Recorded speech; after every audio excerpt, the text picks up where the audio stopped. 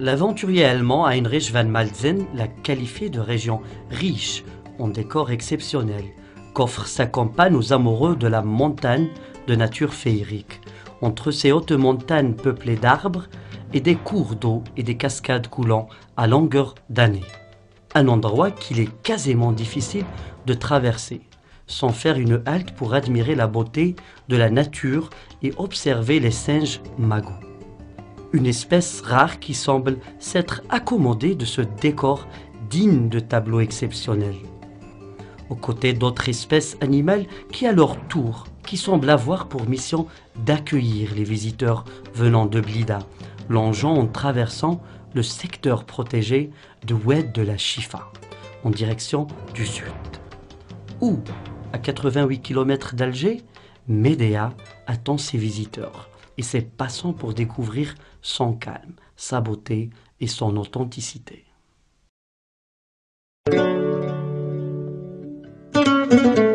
Médéa se caractérise par la simplicité de ses constructions qui allient à la fois l'aspect rural et urbain, dans une harmonie apparente.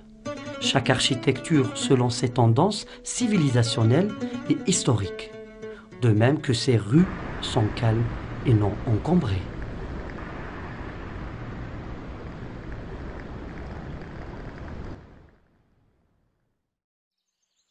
Médéa est la jonction entre le littoral et les plaines. Elle se situe au sein de l'Atlas tellien, qui se distingue par un aspect géologique diversifié, faisant rencontrer les hautes collines avec les vastes plaines, les plateaux rocailleux avec les montagnes verdoyantes, peuplées de forêts denses.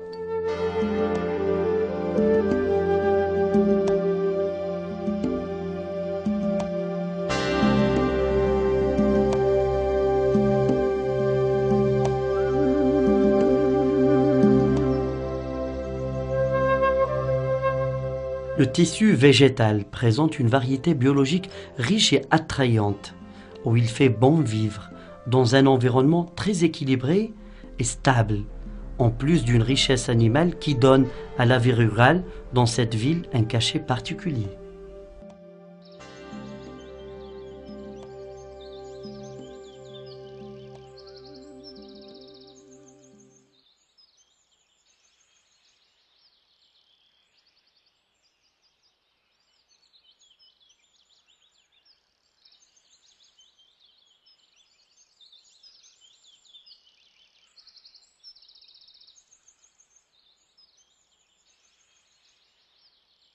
De par sa position géographique et son exposition au vent et aux courants venant de l'ouest, Médéa jouit d'un climat tempéré, semi-continental qui fait la distinction entre les saisons en matière de température et de taux d'humidité.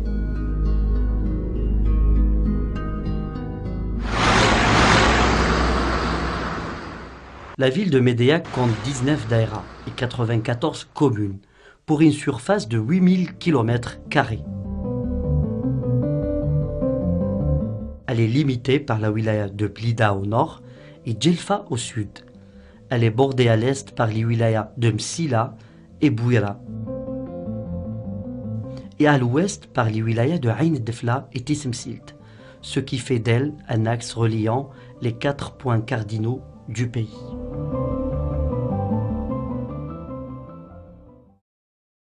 Médéa a vu défiler à travers l'histoire des populations et tribus diverses.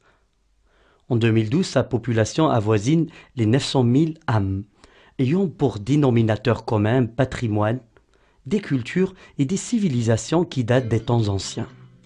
Médéa doit son nom à des origines, significations et spéculations diverses, telles que Madouna, qui représente le noyau de la tribu berbère Sanhadjit, ou Lemdani, ou Mehdi, en référence aux fabricants de couteaux, ou encore Lamidia, en référence à la reine romaine qui l'a gouvernée au début de l'ère grégorienne, ou Médéa, pour avoir été à mi-chemin entre les deux villes romaines de Tanarmoza, actuellement Barwagiya, et Sofinsar, Amoura, ou enfin, selon la légende, son nom signifie le terrain surélevé et la ville antique implantée sur le haut plateau.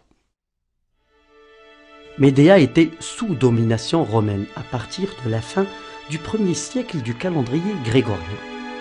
Après la déchéance du royaume numidien, suite au soulèvement des Berbères sous le commandement de Tacfarinas, contre l'occupation romaine, faisant d'elle à cette époque une région militaire et une colonie romaine au même titre que les villes de Mauritanie, Césarée, facilitant ainsi le déplacement entre le sud et l'est.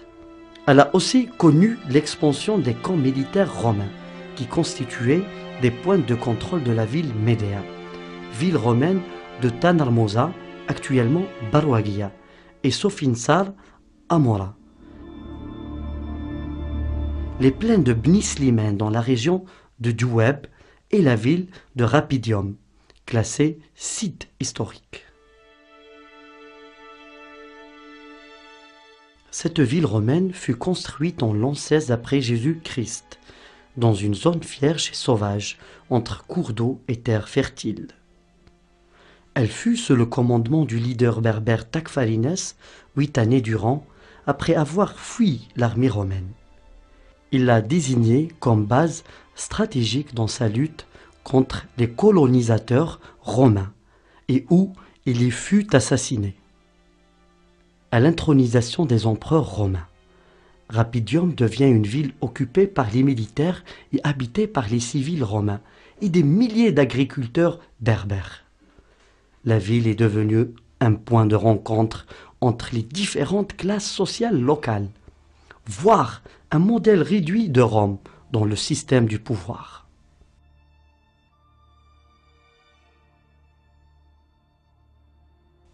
Les vestiges ne peuvent échapper à l'œil des touristes à travers les épitaphes inscrits sur les tombeaux et cimetières, ainsi que les décorations et les sculptures qui la maintiennent vivante et qui traduisent la richesse de son passé et la profondeur de civilisation.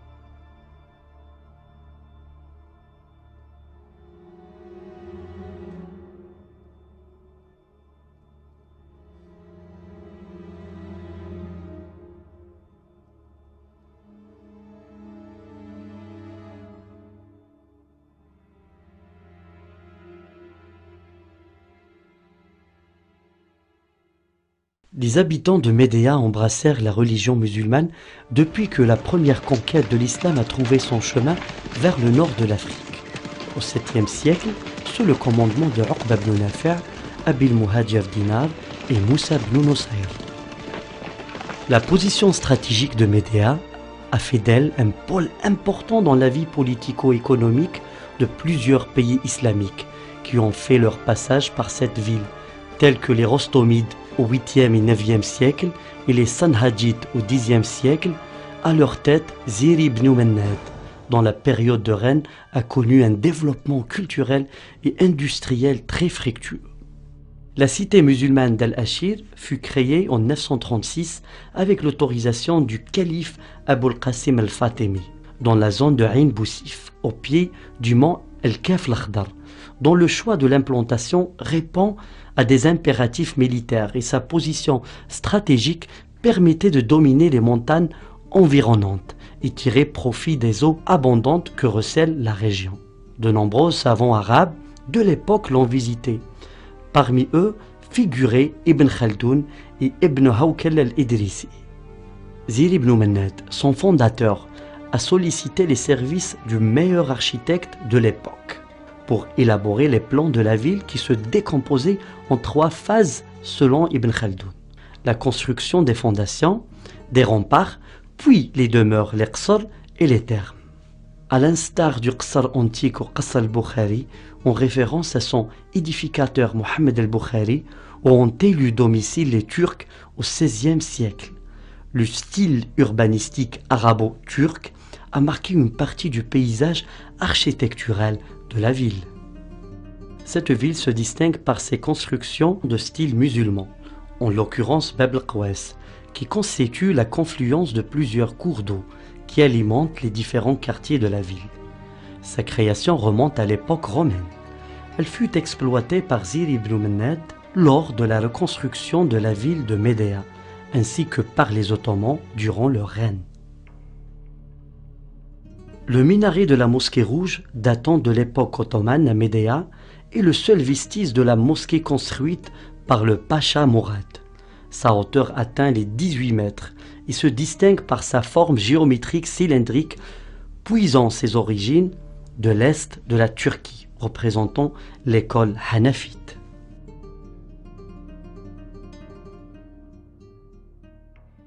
L'ancienne ville de Médéa conserve encore son cachet architectural, qui témoigne du passage des Ottomans en Algérie.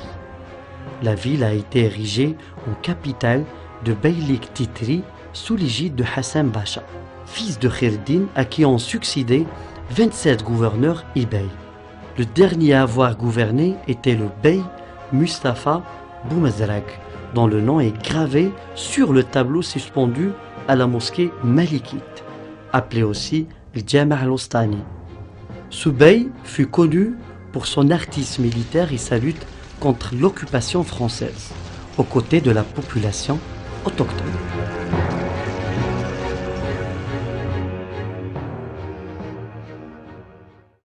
En 1840, le gouverneur général Val a décidé d'occuper Médéa et après maintes tentatives qui s'avérèrent vaines, il a envoyé une armée qui a livré une bataille contre l'émir Abdelkader au rempart de la ville, où il a essuyé un échec à la suite de quoi il fut contraint d'expédier d'autres forces militaires sous le commandement de Bugeaud, qui parvint enfin à occuper la ville, imposant ainsi le retrait de l'émir Abdelkader vers le sud et faisant de Médéa une colonie française en 1858.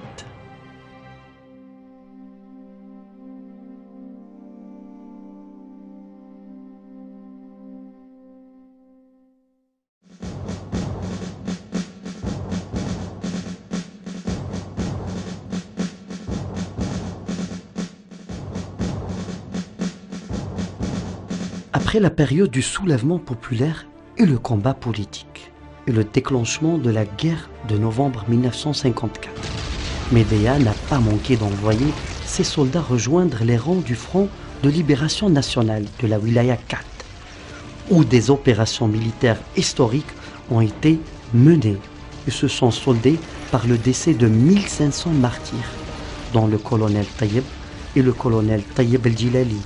Le leader Sid Ahmed Bachani, Si Ahmed Louhi, Khadija Ben Rouissi, Ben Yakhlef et d'autres héros, en l'occurrence le commandant Ahmed Bouguerra, dont le nom est attribué à l'un des plus importants musées de Médéa.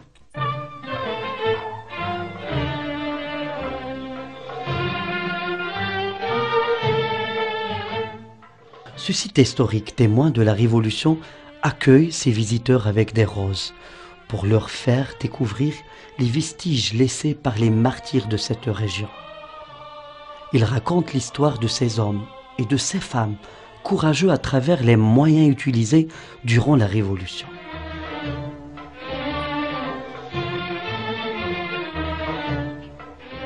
Des pistolets et des pièces d'artillerie utilisées par les combattants lors de leurs multiples opérations militaires, constituant ainsi des vestiges.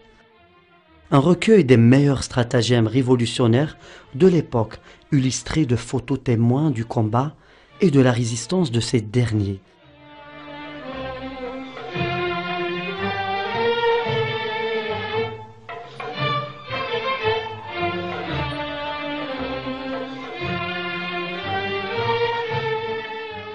et enfin des épaves d'avions, relatant ainsi les fameuses victoires des résistants de Ouled Senen.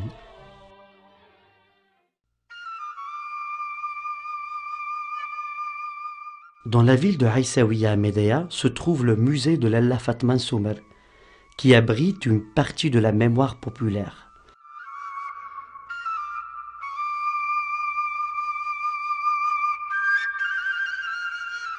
Cet édifice, qui a conservé son aspect architectural même après les travaux de rénovation, constitue un lieu de culte et de prière.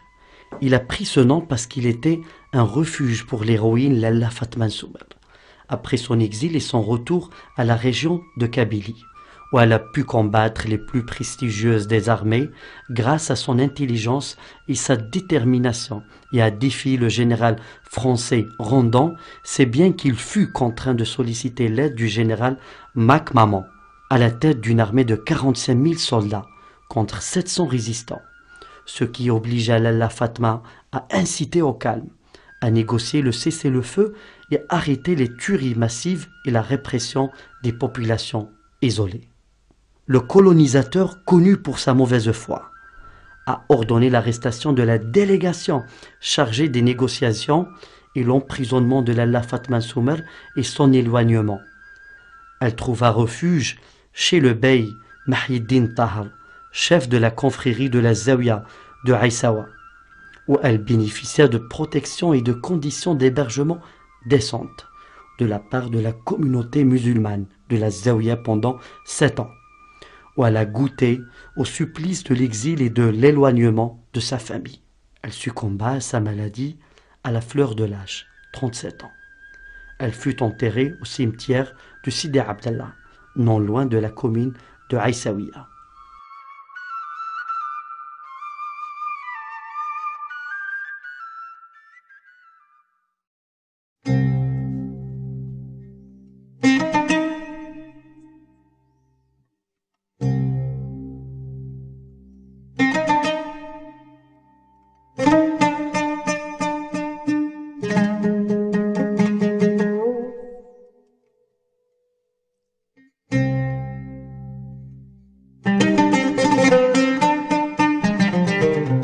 Il est inconcevable d'évoquer ou de visiter les musées de Médéa sans passer par la demeure de l'émir Abdelkader, un joyau de l'architecture islamique et ottomane. Elle fut construite au XVIe siècle par le bey de Beylik Titri, Mustafa Ben Mzrag, et occupée par l'émir Abdelkader, qui en a fait son quartier général. Son architecture ressemble à celle des palais ottomans de la Casbah d'Alger.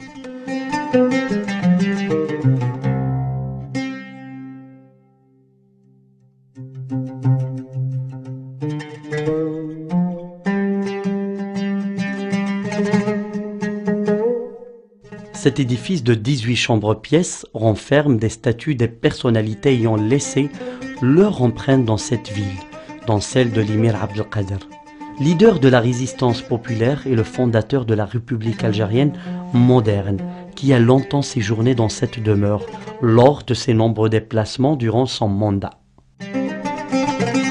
Dans une aile du musée, on y trouve aussi des objets tels que l'épée et la selle ayant appartenu à son petit-fils, l'émir Khaled.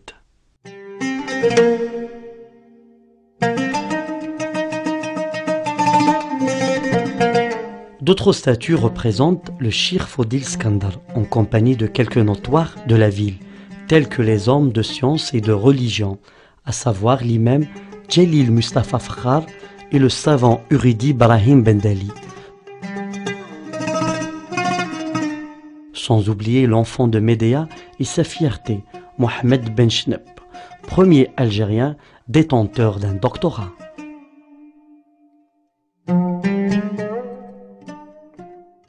La famille artistique de la ville.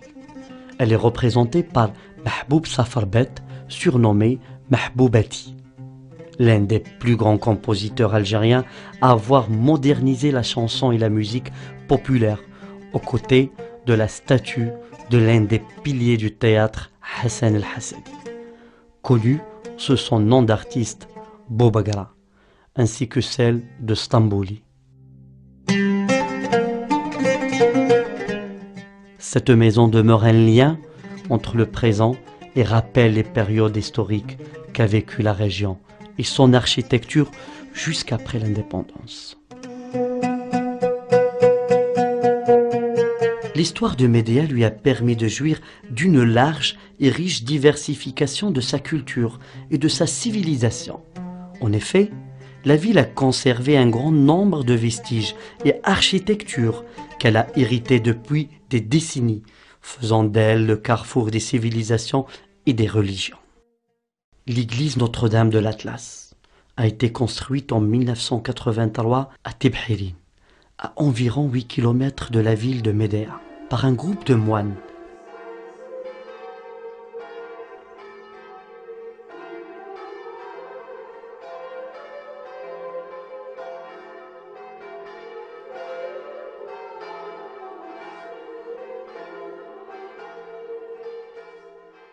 La statue de la Vierge Marie demeure debout à ce jour. Elle jouit du respect de la population musulmane locale.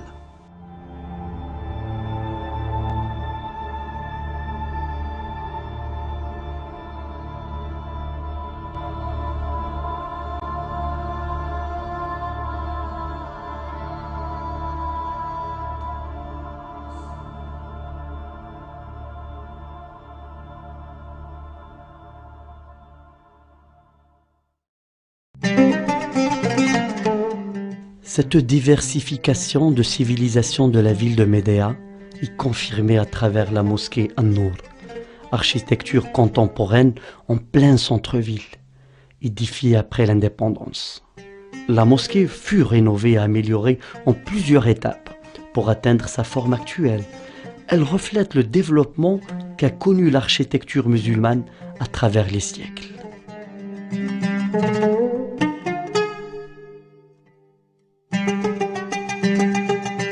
Chaque coin et recoin de cette mosquée renferme d'importants ornements architecturaux. Cela va du style mauresque musulman, contemporain, avec ses décorations et sculptures très pointues et perfectionnées aux assortiments de couleurs mettant en exergue la haute compétence et le savoir-faire qui ont réussi à faire transparaître le caractère spirituel de cet endroit.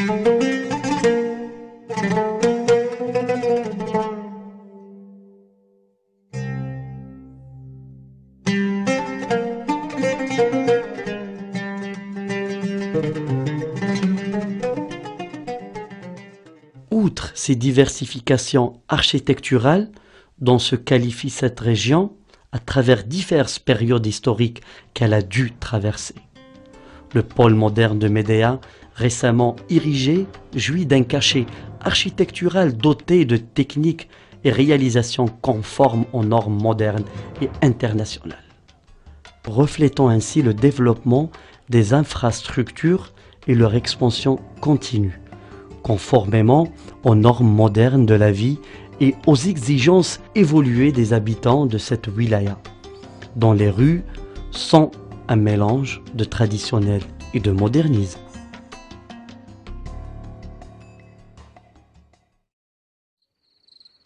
À la tombée de la nuit, la lueur de la lune rejoint les lumières de la ville, où la nuit et le jour se confondent, dont l'activité est dense. Dans les rues, provoquées par les déplacements des familles, ces rues ne retrouvent leur calme que très tard dans la nuit.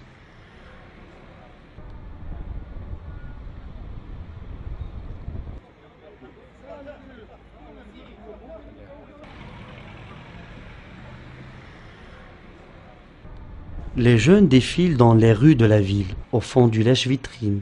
D'autres s'amusent et se laissent aller à des jeux dont Médéa est encore leader.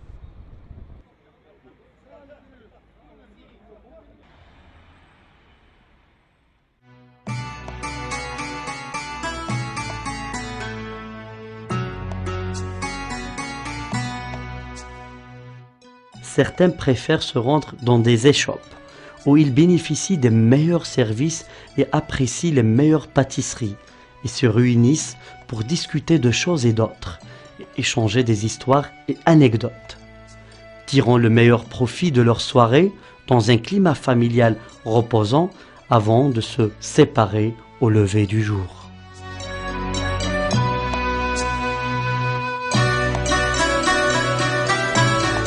Médéa séduit quiconque. La visite avec la beauté de sa nature et ses endroits splendides ainsi que le mariage merveilleux de la nature de l'Atlas avec le climat saharien et la chaleur des régions stépiques.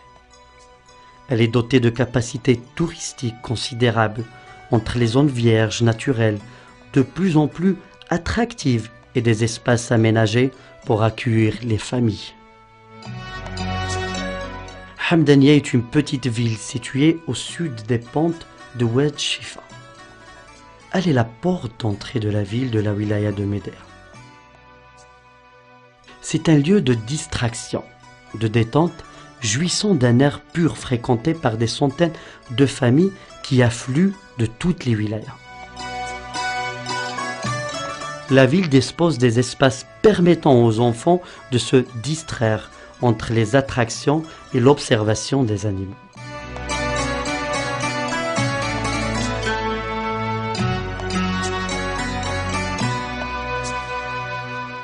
Elle constitue également un paysage artistique pour les amateurs de création et d'art traditionnel, à travers les poteries et vaisselles exposées en plein air.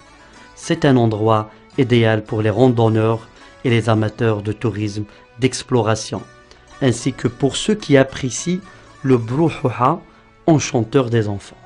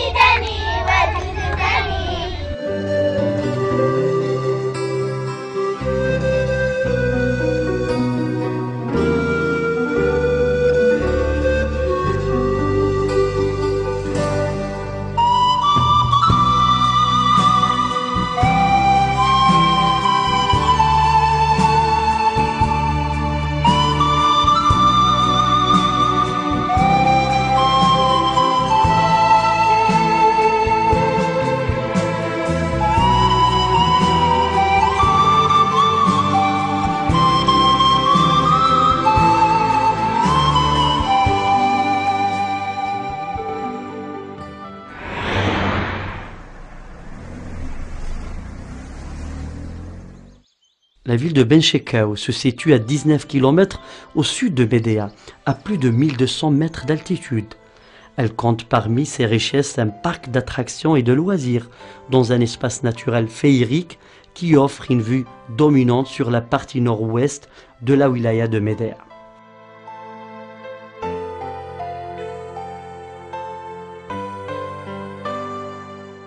Le parc est la destination privilégiée des familles, particulièrement au printemps et en été.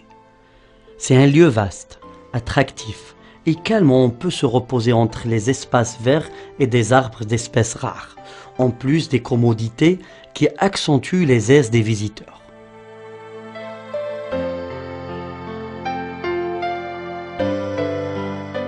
Outre ces commodités, le parc ne tarit pas de sentiers, de passages et de ponts qui rendent les déplacements des visiteurs dans ces environs plus accessibles tout en préservant l'écosystème.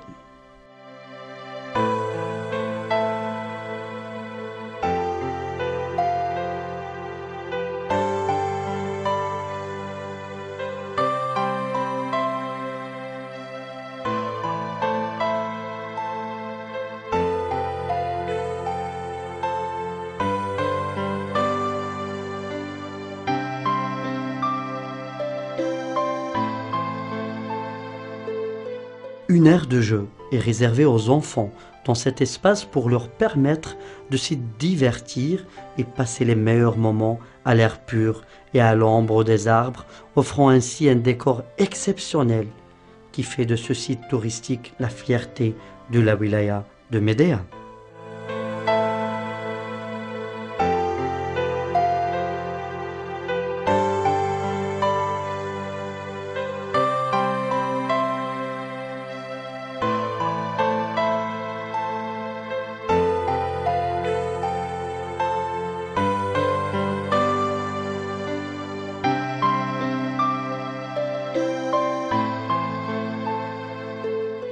À 10 km au nord de Médéa, la nature donne libre cours à sa beauté et à sa magie dans la région montagneuse de Temsguida. Un endroit de toute splendeur. Son altitude dépasse les 1200 mètres, ce qui favorise la pureté de l'air et la densité de ses forêts. Elle compte dans son patrimoine un lac en altitude qui est considéré comme le plus haut lac en Algérie. Cet endroit attire beaucoup de familles et touristes pour respirer l'air pur et apprécier la beauté du site.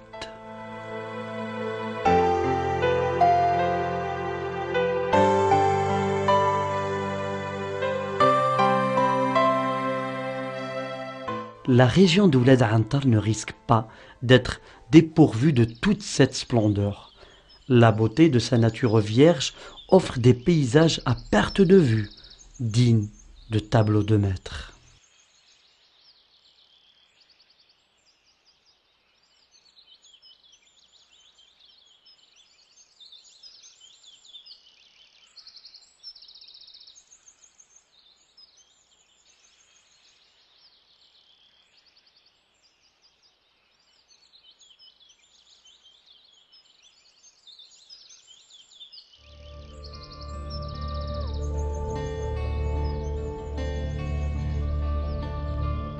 La nature de cet endroit ne cesse de nous éblouir par sa beauté qui s'étend vers l'abîme de la montagne de Kef l'Akhtar, où coule le lac de Sidi Ziyen ou Menzah Bent al-Sultan.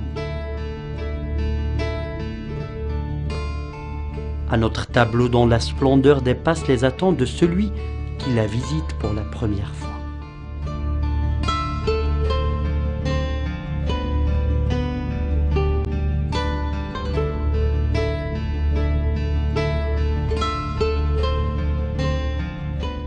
C'est un Éden qui a accumulé des souvenirs à travers les temps. Comme son nom l'indique, la légende rapporte que la fille du sultan passait le plus long de son temps dans cet endroit lorsque la régence appartenait à la ville d'Achir, située au sud de la montagne. Il y règne un climat calme et la limpidité des eaux de son lac n'ont pas d'égal.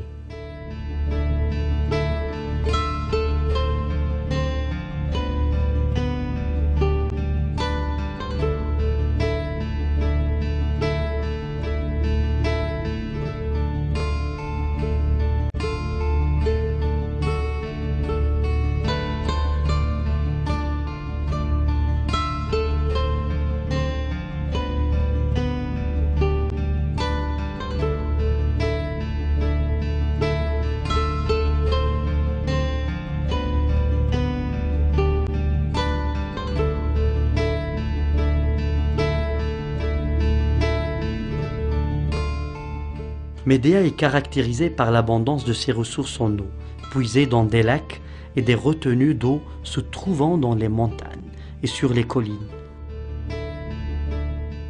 La ville détient la plus importante réserve d'eau de la wilaya, approvisionnée par les rivières qui courent toute l'année.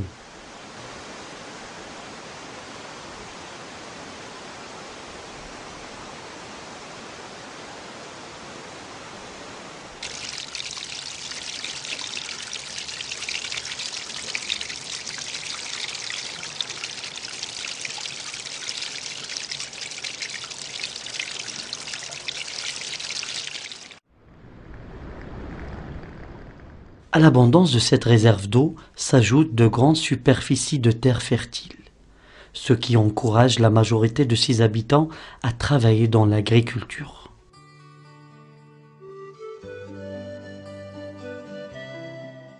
De grandes surfaces sont réservées à la culture du vignoble et de divers arbres fruitiers, dont la qualité a fait la réputation de la région.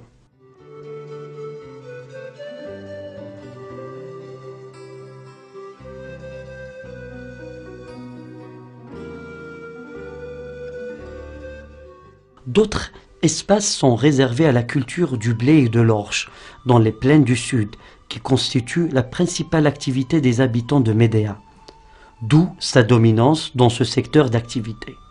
Certaines zones rurales recourent encore à des moyens traditionnels dans la récolte.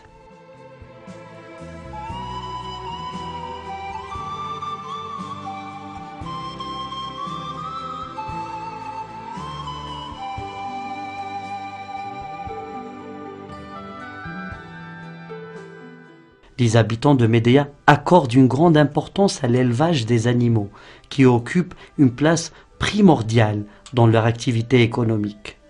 En raison de la disponibilité de terres à caractère pastoral, les régions du Nord se sont spécialisées dans l'élevage de bovins pour la production de lait et de viande.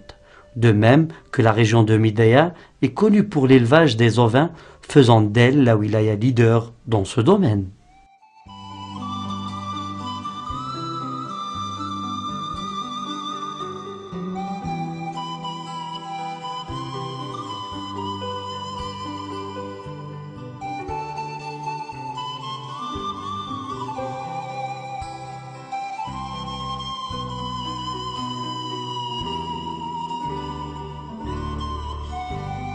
L'activité des habitants de Médéa ne se limite pas seulement à l'agriculture, mais s'intéresse aussi à l'artisanat qu'ils ont hérité à travers les générations.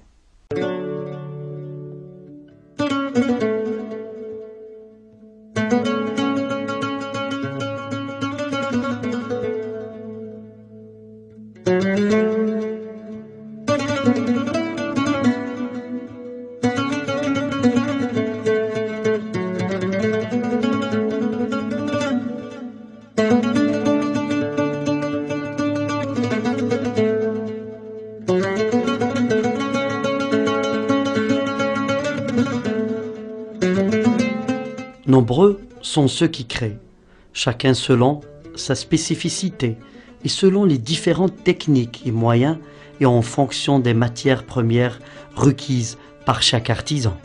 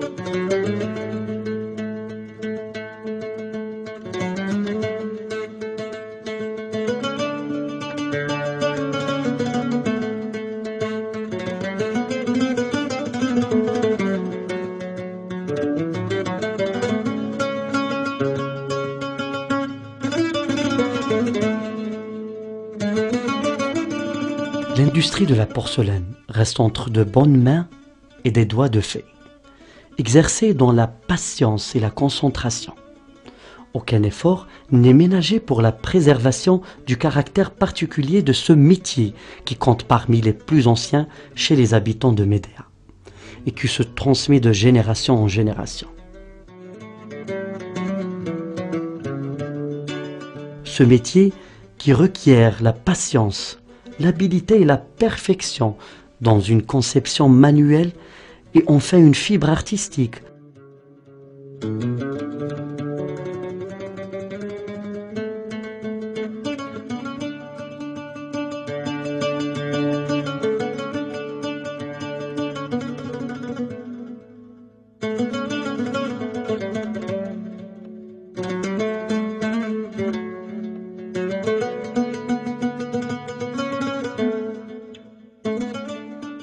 Font de la wilaya de Médéa la mieux représentée à l'échelle nationale et internationale de par ses créations et innovations qui émerveillent les visiteurs des expositions, aussi bien à l'intérieur du pays qu'à l'étranger, créant ainsi de belles décorations et des formes innovatrices agrémentées de touches artistiques modernes et des modèles d'origine qui témoignent de l'antiquité et l'ancienneté de ce métier, malgré sa rénovation au fil du temps.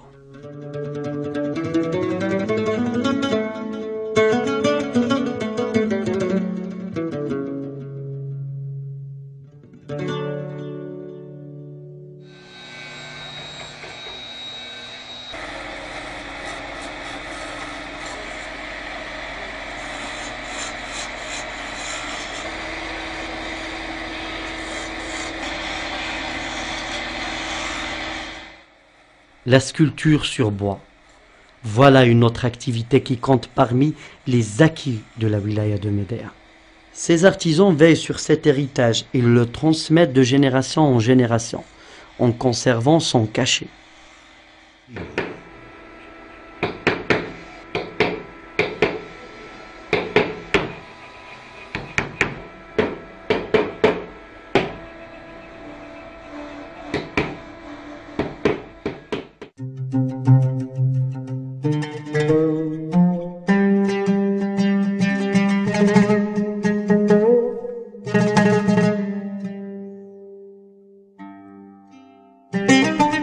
Ce métier requiert aussi un don considérable et une précision et persévérance dans la conception des modèles. Leur décoration et leur transformation en sculpture d'une grande beauté destinée à embellir meubles, murs et plafonds.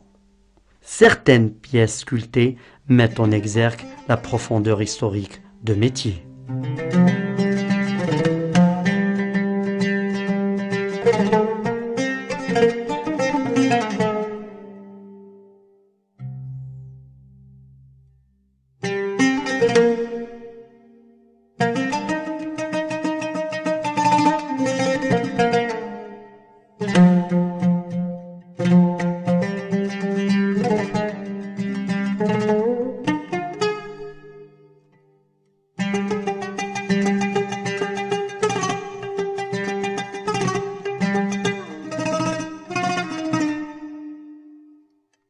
Les décorations florales est un métier exercé par les femmes de Médéa, réalisant ainsi des compositions florales en optant pour des couleurs, les transformant en œuvres d'art pleines de vie. L'industrie des tenues traditionnelles est un domaine de prédilection des femmes de Médéa, qui excellent dans la réalisation du karakou, des robes constantinoises en medjoud et brodées au fil doré et argenté, ainsi que les burnous en faites là. Médéa est réputée pour ses gâteaux traditionnels de différentes sortes et de saveurs. Les femmes de Médéa les façonnent au gré de leur imagination. Ils leur donnent des couleurs et des formes qu'elles décorent pour les grandes occasions ou pour honorer un invité ou un visiteur.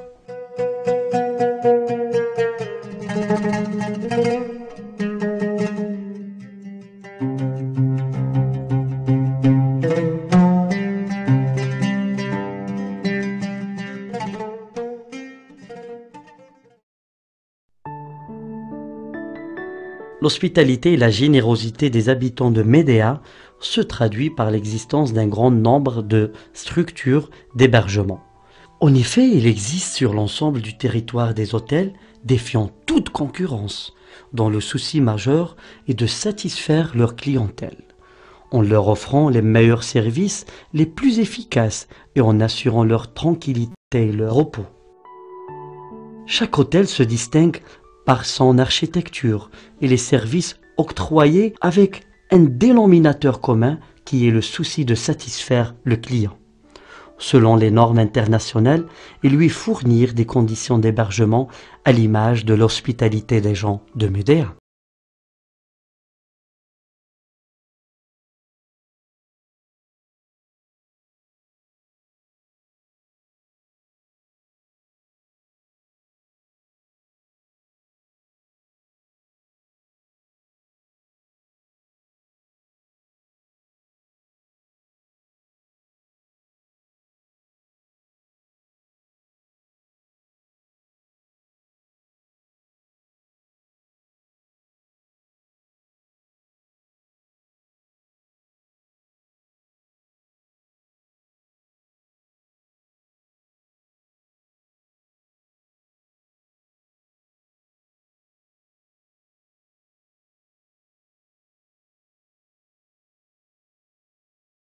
multiples restaurants situés au bord de la route nationale numéro 1.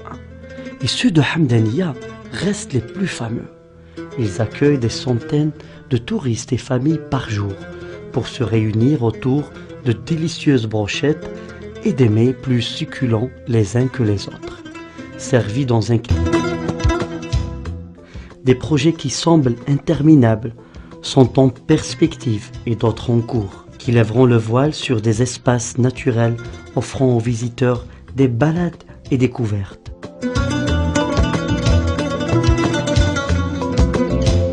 Le calme de Médéa reste l'apanage des visiteurs pour graver dans leur mémoire les plus belles images et garder les plus beaux souvenirs, avant de tirer leur révérence comme le soleil qui se couche chaque jour en attendant le jour nouveau, qui ouvrira ses bras à d'autres visiteurs et leur racontera la riche histoire de cette ville et les enchantera par la beauté de sa nature et l'hospitalité.